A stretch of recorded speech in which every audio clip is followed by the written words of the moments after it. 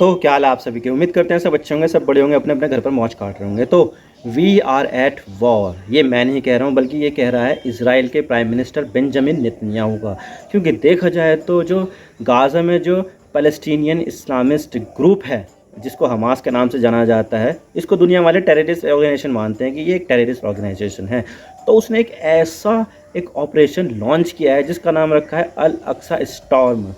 तो ये जो ऐसा ऑपरेशन लॉन्च किया है जिससे पूरी की पूरी दुनिया शॉक हो गई है, ख़ास करके इसराइल, क्योंकि ये अटैक इसराइल पर ही किया गया है।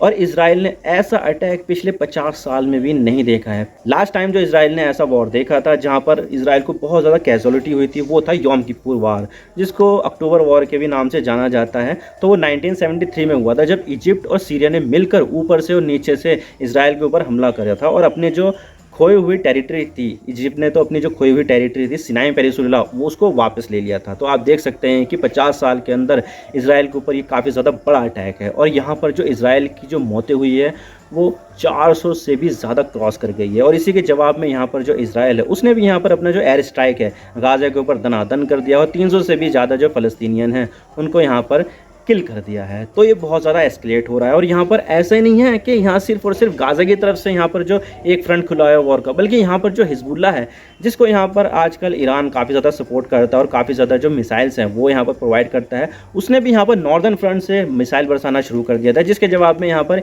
इसराइल ने भी थोड़ी बहुत रिटेलिएट किया। लेकिन यह ज़्यादा एस्केलेट नहीं हुआ। लेकिन यहाँ पर बहुत ज़्यादा चांसेस है कि ये और ज़्यादा एस्केलेट हो जाए, क्योंकि यहाँ पर जो हिजबुल्ला है उसने साफ साफ कह दिया है कि जो हमारे गन है, जो हमारे रॉकेट है, जो हमारे वेपन से, वो सारे के सारे हमास के लिए, हमास जैसा चाहेगा हम उसको इस्तेमाल करेंगे। तो ये यहाँ पर काफ़ी ज़्यादा एस्केलेट हो जाएगा। और ये जो हमास है उसने यहाँ पर कई सारी जगह पर कब्जा कर लिया और यहाँ पर बहुत सारे जो इजरायली है उसको यहाँ पर बंधक बना लिया है और वापस से यहाँ पर गाज़ा ले गए हैं। बहुत सारे लोगों को यहाँ पर टनल में छुपा दिया है ताकि कोई एयर स्ट्राइक हो तो वो जो हॉस्टेज है वो यहाँ पर कुछ ना हो और उसके बदले में जो पैलेस्टीनियन प्रिजनर है जो इसराइल की जेलों में बंद है उसको यहाँ पर आसानी से छुड़ा सके, क्योंकि ये नेगोशिएशन करने के लिए काफ़ी ज़्यादा बेहतर ऑप्शन है उनके लिए। और इस चीज़ से जो इसराइल है वो काफ़ी ज़्यादा ह्यूमिलेटेड फील कर रहा है, क्योंकि देखा जाए तो आपने अक्सर इसराइल की जो एयर स्ट्राइक है वो सीरिया पर देखी होगी, लेबनान पर देखी होगी, गाज़ा पर देखी होगी, और हमला करने से पहले ये वहाँ पर एयर स्ट्राइक कर देता है। इसको ये जो इसराइल है वो कहता है कि प्री एम्प्टिव एयर स्ट्राइक हमने की है, ताकि यहाँ पर जो हमारे ऊपर जो खतरा है उसको हमारे ऊपर हमला करने से पहले उसको ख़त्म कर देना। तो इसराइल आज तक ये करता हुआ है और यहाँ पर सैकड़ों की संख्या में सीरिया के ऊपर एयर स्ट्राइक की है, लेबनान के ऊपर भी काफ़ी ज़्यादा की है, जो गाज़ा है उसके ऊपर तो करते ही, और आजकल वेस्ट बैंक में भी यहाँ पर काफ़ी ज़्यादा एयर स्ट्राइक की जा रही है। लेकिन यहाँ पर आज पहली बार हमें देखने को मिल रहा है, कम से कम पिछले 50 साल में तो पहली बार ऐसा देखने को मिल रहा है कि यहाँ पर जो इन्वेजन है वो गाज़ा के लोगों ने यहाँ पर कर दिया है, वो भी प्री एम्प्टिव। और इस चीज़ से जो पूरी दुनिया है वो काफ़ी ज़्यादा शॉक हो गई है। यूरोपियन यूनियन, अमेरिका, कनाडा और जो दूसरे वेस्टर्न जो देश हैं वो सब के सब इसराइल के पक्ष में आ गए हैं और बोला है कि जो टेररिस्ट अटैक है वो हम इसको कंडम करते हैं। भारत ने भी यहाँ पर वेस्टर्न देशों का स्टैंस लिया है और यहाँ पर इसराइल के पक्ष में आ गया है। लेकिन बहुत सारे जो देश हैं वो यहाँ पर न्यूट्रलिटी को मेंटेन कर रहे हैं, जैसे कि पाकिस्तान न्यूट्रलिटी को मेंटेन कर रहा है कि यहाँ पर 2 स्टेट सॉल्यूशन होना चाहिए, एक देश यहाँ पर इसराइल हो, एक देश फ़लस्तीन हो। चाइना भी इसी बात को यहाँ पर कह रहा है कि एक देश यहाँ पर इस फ़लस्तीन का होना चाहिए और एक देश इसराइल का होना चाहिए। रशिया भी यहाँ पर फूक फूक कर कदम रख रहा है। वैसे देखा जाए तो रशिया यहाँ पर काफ़ी ज़्यादा फ़ायदे में है, क्योंकि देखा जाए तो यहाँ पर जो उसका एक अलग ही वॉर चल रहा है यूक्रेन के साथ। तो अभी जो वॉर चल रहा है इसराइल और हमास के बीच में, वो यहाँ पर दुनिया भर का अटेंशन ले लेगा, जिससे क्या होगा, लोगों का ध्यान यूक्रेन की तरफ नहीं जाएगा। और इस ऐसी चीज़ में जो अमेरिका है वो यहाँ पर इसराइल को काफ़ी ज़्यादा हथियार देने वाला है। तो यहाँ पर जो यूक्रेन को मिलने वाले हथियार है वो कम हो जाएंगे, जिससे किसको फ़ायदा होगा, रशिया को फ़ायदा होने वाला है। और रशिया के जो संबंध है वो हमास के साथ भी यहाँ पर देखे गए हैं, क्योंकि हमास ने यहाँ पर मॉस्को में रशियन ऑफिशियल्स के साथ काफ़ी ज़्यादा मीटिंग को अटेंड किया है। तो हो ना हो यहाँ पर जो डिप्लोमेटिक सपोर्ट है वो शायद रशिया की तरफ से हमास को मिल सकता है। और अभी की सिचुएशन में बात करूँ तो अभी की सिचुएशन में यह है कि 400 से भी ज़्यादा इजरायली मारे जा चुके हैं। कई सारे जो सैकड़ों फ़लस्तीनी है वो एयर स्ट्राइक में मारे गए हैं, जिसमें बच्चे भी शामिल हैं, बूढ़े भी शामिल हैं, जवान भी शामिल हैं, सिविलियन ज़्यादातर यहाँ पर मारे गए हैं। जबकि अगर हम इसराइल की तरफ देखें तो इसराइल की तरफ जो सबसे ज़्यादा मारे गए हैं वो सिविलियन ही मारे गए हैं। जो सोल्जर्स है वो लगभग 50 के आसपास यहाँ पर ख़त्म हो गए हैं। वैसे देखा जाए तो इसराइल का तो यहाँ पर हर आदमी सोल्जर ही होता है, क्योंकि यहाँ पर हर आदमी को मिलिट्री ट्रेनिंग लेना अनिवार्य होता है और उनके हर के पास यहाँ पर गन वगैरह होती है, वेपन्स वगैरह घर पर ही होती है। तो यहाँ पर टेक्निकली उनको यहाँ पर सिविलियन कहना एक बेहतर तरीका नहीं होगा। यहाँ पर उनको भी मिलिट्री की तरफ कंसीडर कर सकते हैं और उनको एक रिजर्विस्ट के तौर पर हम यहाँ पर मान सकते हैं, क्योंकि हर किसी के पास यहाँ पर मिलिट्री की ट्रेनिंग होती है, हर किसी के पास यहाँ पर वेपन होता है। तो यहाँ पर हम इसको कहना ये ज़्यादा कुछ होगा नहीं। अब अगर हम देखा जाए तो गाज़ा में कोई मिलिट्री बेस है नहीं। जो हमास है वो यहाँ पर लोगों के बीच में ऑपरेट करता है। तो क्या होता है कि जब भी एयर स्ट्राइक इजराइल की तरफ से की जाती है तो ज़्यादातर जो आम लोग हैं वो मारे जाते हैं, उनमें से कुछ हमास के जो फाइटर है वो भी यहाँ पर मारे जाते हैं। तो इजराइल तो ये कहता है कि हम यहाँ पर हमास के लोगों को मार रहे हैं, और ये जो हमास है वो यहाँ पर आम लोगों को आगे कर देता है, जिससे क्या होता है कि सिविलियन कैजुअलिटी बढ़ जाती है। तो इजराइल का ये कहना है, जबकि जो हमास है उसका ये कहना है कि भाई यहाँ पर जो इजराइल है वो इनडिस्क्रिमिनेट फाइटिंग करता है, इनडिस्क्रिमिनेट यहाँ पर जो रॉकेट लॉन्च है वो करता है, एयर स्ट्राइक करता है, जिससे सिविलियन ज़्यादा मारे जा चुके हैं। वैसे देखा जाए तो यहाँ पर जो हमास है वो जो अभी जो लड़ाई चल रही है उसमें ये कहना है हमास का कि जो हमारे जो अल अक्सा मस्जिद है उसको कई ज़्यादा बार यहाँ पर स्टॉर्म किया गया है। आपने देखा होगा कई सालों से यहाँ पर न्यूज़ चलती रहती है कि जो इजरायली जो सेटलर्स है, इजरायली जो रिलीजियस लोग हैं वो यहाँ पर अल अक्सा मस्जिद में आते हैं और उनको डिसैक्रिएट कर देते हैं। और इसके अलावा यहाँ पर कई बार हमें ये भी धमकी मिली है कि यहाँ पर हम जो है कई सारे जानवर को सेक्रीफाइस करेंगे, ये कर देंगे, वो कर देंगे, जो पूरी तरह से फॉरबिडन है। क्योंकि देखा जाए तो अल अक्सा मस्जिद जो है वो जॉर्डन के अभी भी कंट्रोल में है। अभी अल अक्सा मस्जिद का पूरा कंट्रोल इजराइल के पास नहीं है। सिक्योरिटी वगैरह मैनेज करता है, लेकिन उसको भी यहाँ पर अंदर जाने की इजाज़त नहीं है। लेकिन हमने अक्सर यहाँ पर ये देखा है कि जो इजराइल के जो सिक्योरिटी वाले हैं वो यहाँ पर जाते हैं अल अक्सा मस्जिद के अंदर और यहाँ पर लोगों को मारते हैं, गोलियाँ चलाते हैं, लोगों को यहाँ पर ख़त्म कर देते हैं, बम बरसा देते हैं।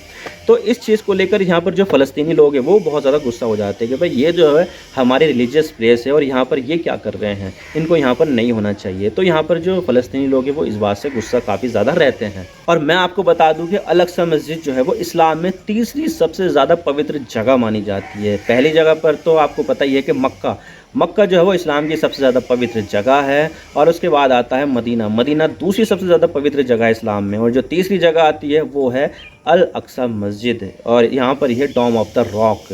तो ये चीज़ यहाँ पर सबसे ज़्यादा पवित्र, तीसरी सबसे ज़्यादा पवित्र जगह है। और यहाँ पर हम जो मुस्लिम लोग हैं वो नमाज जो पढ़ते हैं वो मक्का की तरफ पढ़ते थे, लेकिन कुछ समय तक जो अल अक्सा मस्जिद है लोग वहाँ पर उसकी रुख की तरफ भी यहाँ पर करके मस्जिद में नमाज़ पढ़ चुके हैं। तो बाद में यहाँ पर जो मक्का है उसकी स्थापना होने के बाद लोगों ने अपना जो रुख है वो मक्का की तरफ करके नमाज़ पढ़ना शुरू किया था, लेकिन पहले जो था अव्वल किबला उसको ही माना जाता है कि वो ये है। तो यहाँ पर इतनी ज़्यादा पवित्र जगह होने की वजह से जो इजराइल और जो फ़लस्तीन है उसके बीच में टेंशन का सबसे बड़ा कारण ये अल अक्सा मस्जिद ही है। जबकि इजराइल में जो मेजॉरिटी पॉपुलेशन है वो यहूदी लोगों की है, तो यहूदी लोग यहाँ पर इस पूरे कॉम्प्लेक्स को जहाँ पर अल अक्सा मस्जिद है और जो डोम ऑफ द रॉक है उसको ये कहते हैं कि हमारा सेकंड टेंपल है और यहाँ पर हम सेकंड टेंपल बनाएंगे। तो इस चीज़ को लेकर यहाँ पर जो फ़लस्तीनी है उनके अंदर गुस्सा रहता है और ये बोलते हैं कि यहाँ पर जो अल अक्सा मस्जिद है जो हमारी तीसरी सबसे पवित्र जगह है, इजराइली उसको तोड़ देंगे, डोम ऑफ द रॉक तोड़ देंगे और यहाँ पर जो अपना मंदिर है उसको बना देंगे। तो यहाँ पर ये जो चीज़ है वो धर्म के अगेंस्ट जाती है उनके इस्लामिक लोगों के। तो ये चीज़ यहाँ पर बहुत ज़्यादा गुस्से वाली है, टेंशन का एक बहुत बड़ा कारण है ये। तो हमास ने ये कहा है कि भाई यहाँ पर इतनी ज़्यादा एट्रॉसिटी होती है, इतनी ज़्यादा चीज़ें देखी जाती है कि भाई अब नहीं, बस बहुत हो गया, अब हमसे ये बर्दाश्त नहीं होगा, हम यहाँ पर इजराइल के खिलाफ एक्शन लेंगे और बहुत तगड़ा एक्शन लेंगे। और मैं आपको दिखा दूँगा गाज़ा पट्टी कहाँ पर है। तो आप देख सकते हैं कि ये है मैप और यहाँ पर आपको इजराइल भी दिखेगा, फ़लस्तीन भी दिखेगा। जबकि हम फ़लस्तीन को देखें तो दो हिस्सों में बटा हुआ है ये। फ़लस्तीन एक है वेस्ट बैंक का, वेस्ट बैंक इसको इसलिए कहते हैं क्योंकि जो जॉर्डन नदी है उसके वेस्ट साइड में फ़लस्तीन स्थित है, और एक हिस्सा है इसका गाज़ा पट्टी। बहुत ज़्यादा संकरी, बहुत ज़्यादा छोटी जगह है, लगभग 350 स्क्वायर मीटर का एक क्षेत्रफल इसका है, और ये लगभग लखनऊ शहर जो है ना हमारे इंडिया का उसके क्षेत्रफल के बराबर है। और उसमें लगभग 21 लाख लोग रहते हैं जो ओपन प्रिजन के तौर पर रहते हैं। क्योंकि देखा जाए तो जो गाज़ा है उसको यहाँ पर अक्सर ये कंसीडर किया जाता है कि जो गाज़ा है वो सबसे बड़ा दुनिया का ओपन प्रिजन है। यहाँ पर लोग जेल की तरह रहते हैं, उनको यहाँ पर आने जाने की कोई इजाज़त नहीं है, क्योंकि जो इजराइल है वो यहाँ पर उसका पूरा ब्लॉकेट रखता है। जो लैंड रूट है उसको तो कंट्रोल करता ही है, लेकिन जो एयर स्पेस है उसको भी यहाँ पर कंट्रोल करता है। जो समंदर का इलाका है उसको भी यहाँ पर इजराइल कंट्रोल करता है। जबकि जो छोटा सा हिस्सा है इजिप्ट से भी लगता है, तो इजिप्ट से यहाँ पर जो फ़लस्तीनी लोग हैं वो यहाँ पर आ जाते हैं और दूसरे देशों की यात्रा करते हैं। तो यहाँ पर ये चीज़ चलती है, इजराइल ने पूरा ब्लॉकेट लगा रखा है। हालांकि देखा जाए तो जो गाज़ा के लोग हैं वो मिस्र पर अपना कोई भी क्लेम नहीं करते हैं, क्योंकि देखा जाए तो जो इजराइल है वो पूरा पहले फ़लस्तीनी होता था। मैं आपको मैप दिखा देता हूँ कि पहले फ़लस्तीन क्या होता था। तो आप देख सकते हैं कि जो सबसे ज़्यादा लेफ्ट में है, इतना पूरा जो एरिया है वो यहाँ पर फ़लस्तीन होता था। लेकिन यहाँ पर फर्स्ट वर्ल्ड वॉर में यहाँ पर यहूदियों के ऊपर कई ज़्यादा जो है एट्रोसिटीज़ की गई यूरोप के अंदर, क्योंकि देखा जाए तो उस समय पर जो क्रिश्चियन और यहूदी लोग थे वो एक दूसरे के बहुत ही ज़्यादा कट्टर दुश्मन होते थे। आपने तो देखा ही है कि जो होलोकॉस्ट है उसमें कितने ज़्यादा यहूदियों को मारा गया था। तो फर्स्ट वॉर में इस पूरे इलाके पर ओटोमन साम्राज्य का शासन होता था, लेकिन फर्स्ट वॉर में इनकी हार हो जाती है। तो यहाँ पर जो ब्रिटिश लोग हैं वो यहाँ पर इसका बंटवारा कर देते हैं, कुछ जो एरिया है वो दे देते हैं यहूदियों को और कुछ दे देते हैं यहाँ पर फ़लस्तीनियों को कि यहाँ पर आपस में रह लो। लेकिन यहाँ पर जो मामला था यहाँ पर इतना ज़्यादा चल नहीं पाया, और जो यहूदी थे इजराइल के, उन्होंने यहाँ पर जो फ़लस्तीनी थे उनको यहाँ पर काफ़ी ज़्यादा अटैक कर दिया, उनकी ज़मीनों से उनको बेदखल कर दिया, घरों से बेदखल कर दिया उनके, और उनकी जो ज़मीन है उस पर से पूरा उनका कब्ज़ा हो गया। और आप देख सकते हैं कि इजराइल ने फ़लस्तीन का कितना ज़्यादा हड़प लिया है एरिया। अब देख सकते हैं कि यहाँ पर कितना बचा, 1967 का जो 6 डे वॉर था उसके बाद यहाँ पर कितना बचा, और आज देख सकते हैं कि कितना छोटा सा फ़लस्तीन बचा है। 1917 से पहले वो पूरा जो एरिया था वो फ़लस्तीन था, लेकिन अब कितना बचा है, छोटे से छोटे एनक्लेव बन गए हैं, और उसके पूरे के पूरे चारों तरफ से यहाँ पर इजराइल की पूरा सिक्योरिटी क्लियरेंस होती है। सिक्योरिटी का जो सिस्टम है पूरा इजराइल के हाथ में है, उनका आना जाना सारा कुछ इजराइल कंट्रोल करता है, क्या चीज़ आएगी क्या चीज़ जाएगी सब कुछ इजराइल कंट्रोल करता है। उनके पास तो इनका खुद का एयरपोर्ट भी नहीं है यहाँ पर, तो सारा का सारा जो आना जाना होता है वो सब के सब इजराइल के निगरानी में ही होता है। तो यहाँ पर ये जो चीज़ है वो जो फ़लस्तीनी है वो कब तक बर्दाश्त करते, यहाँ पर इनके लिए बर्दाश्त करना बहुत ज़्यादा मुश्किल हो गया था। और कई सारे जो वॉर है वो यहाँ पर फ़लस्तीनियों ने देखे हैं। यहाँ पर हमेशा सबसे ज़्यादा जो कैजुअलिटी की जाती है वो फ़लस्तीनियों की तरफ होती है, इजराइल की इतनी ज़्यादा कैजुअलिटी नहीं होती है। लेकिन इस बार जो वॉर हुआ है इसमें यहाँ पर हमने देखा है कि इजराइल की तरफ काफ़ी ज़्यादा कैजुअलिटी हो गई है, और जब तक मैं ये वीडियो रिकॉर्ड कर रहा हूँ ना तब तक यहाँ पर 400 से भी ज़्यादा इजरायली मारे जा चुके हैं, जिसमें ज़्यादातर तो सिविलियन है, और यहाँ पर जो सोल्जर है वो भी काफ़ी ज़्यादा संख्या में यहाँ पर मारे गए हैं। और बहुत सारे जो लोग हैं उनको यहाँ पर गाज़ा के लोगों ने किडनैप करके अपने यहाँ पर ले गए हैं सुरक्षित जगह पर। अब वो कौन सी सुरक्षित जगह है वो तो ये बता सकते हैं, लेकिन यहाँ पर जो चीज़ है वो इंडिया के लिए अच्छी नहीं है, क्योंकि देखा जाए तो आपने कुछ समय पहले आईमैक का नाम सुना होगा, India middle east and European corridor, जिसमें यहाँ पर एक शिपिंग लाइन और एक रेलवे लाइन और फिर से एक शिपिंग लाइन के ज़रिए भारत को यहाँ पर मिडिल ईस्ट और जो यूरोप है उससे कनेक्ट किया जाने वाला था। मुंबई पोर्ट है, कांडला मुंद्रा पोर्ट है, यहाँ से सामान भर कर जाएगा यूएई में, और फिर वहाँ से रेलवे लाइन के ज़रिए जाएगा सऊदी अरब, जॉर्डन और फिर इजराइल में, और इजराइल में हाइफा पोर्ट के ज़रिए जाएगा फिर से शिपिंग के ज़रिए यूरोप में। तो इस तरह से यहाँ पर जो चल रहा था कॉरिडोर का काम वो अब यहाँ पर लगभग हो सकता है कि बंद हो जाए, क्योंकि देखा जाए तो जो रेलवे लाइन है वो सऊदी अरब से निकल कर जाएगी, जॉर्डन जाएगी और फिर इजराइल जाएगी। और अभी यहाँ पर हमने सुनने को ये भी आ रहा था कि जल्दी यहाँ पर सऊदी अरब और इजराइल के बीच में पीस ट्रीटी साइन हो जाएगी। इससे क्या होगा, सऊदी अरब यहाँ पर इजराइल को रिकग्नाइज़ करेगा और बदले में यहाँ पर उसको कुछ चीज़ें मिल जाएगी, जैसे कि न्यूक्लियर पावर प्लांट की जो परमिशन है वो मिल जाएगी, और जो सिक्योरिटी का जो गारंटी है वो मिल जाएगी। तो यहाँ पर ये मामला चल रहा था, लेकिन यहाँ पर अब देखा जा रहा है कि जो इजराइल है वो बहुत बड़ा अटैक कर रहा है, वहाँ पर बहुत सारे जो सिविलियंस है उसकी जान जाने वाली है, यहाँ पर फ़लस्तीनियों की बहुत ज़्यादा जान जाएगी, यहाँ पर देखने को मिल भी रहा है। क्योंकि यहाँ पर अब जो कैजुअलिटी सामने ज़्यादा निकल कर आ रही है वो फ़लस्तीनियों की ज़्यादा निकल कर आई है, और अल्टीमेटली यहाँ पर जो कैजुअलिटी ज़्यादा होगी वो फ़लस्तीनियों की ही ज़्यादा होने वाली है। तो इस चीज़ को देखते हुए जो सॉलिडेरिटी है सऊदी अरब की वो यहाँ पर शिफ्ट हो जाएगी फ़लस्तीनियों की तरफ, जिससे क्या होगा, यहाँ पर जो नॉर्मलाइजेशन है सऊदी अरब इजराइल के बीच में वो नॉर्मलाइजेशन खटाई में पड़ जाएगी, जिससे क्या होगा, आईमैक का जो चीज़ है वो भी यहाँ पर खटाई में पड़ जाएगी, और हम यहाँ पर फिर से सुएज़ नहर की तरफ रिलाई करेंगे टोटली। और यहाँ पर बहुत ही बड़ी जियोपॉलिटिकल गेम खेली जा रही है, और यहाँ पर जो फ़लस्तीनी है वो भी अपने आप को यहाँ पर अबेंडेंट फील कर रहे हैं। तो इस चीज़ को लेकर यहाँ पर अपनी तरफ ध्यान दुनिया का करने के लिए यहाँ पर इन्होंने यहाँ पर ये जो अटैक है वो इजराइल के ऊपर कर दिया है।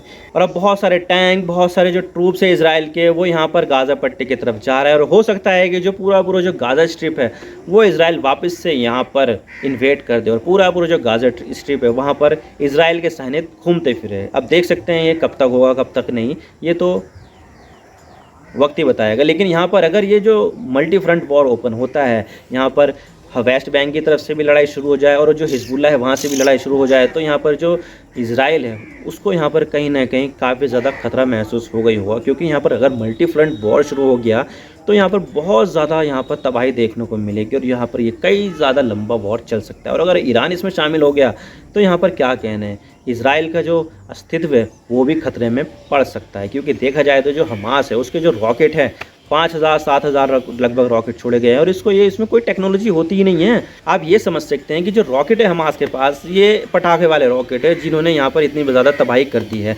और अगर इतने ज़्यादा रॉकेट छोड़ जाएंगे तो जो इजराइल का जो आयरन डोम है, डेविड स्लिंग है और जो एरो एयर डिफेंस सिस्टम है, वो सारे के सारे यहाँ पर फेल हो गए।